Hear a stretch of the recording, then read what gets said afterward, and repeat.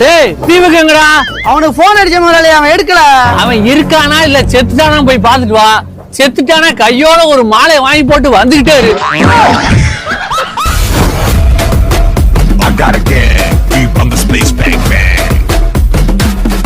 என்னடா பாக்குற? ராஜஸ்தான் வந்து 3 பேர்த்த சார் பறக்கிருக்கேன். நீ 2 நாளைக்கு வருவ, 4 நாளைக்கு வீட்டுல இருந்துக்குவ.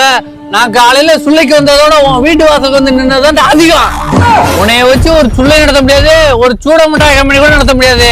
உனக்கு மட்டுமே 1000 ரூபாய் சம்பளம். ஆனா இவங்க 3 பேத்துக்கு சேர்த்தே 350 ரூபாய். ஐயா, எனக்கு 4 பொண்டாட்டி 16 குழந்தைங்க இருக்காங்க. அதான் நான் 150 ரூபாய்க்கு வேலை பாக்குறேன். என்னோட சித்தப்பாக்கு கல்யாணமே முடியல, அவர் 50 ரூபாய்க்கு வேலை பார்ப்பார். என்னோட தம்பி லவ் பண்றான், அவன் 20 ரூபாய்க்கு தான் வேலை பார்ப்பான். நாளைக்கு என்னோட குடும்பம் ஊர்ல இருந்து வருது, வேலைக்கு சேர்த்துக்கோ. பாத்தியாடா, அவங்க தேனி கூட்டம் மாதிரி ஒண்ணு வந்தா பின்னாடி வந்துகிட்டே இருப்பாங்க.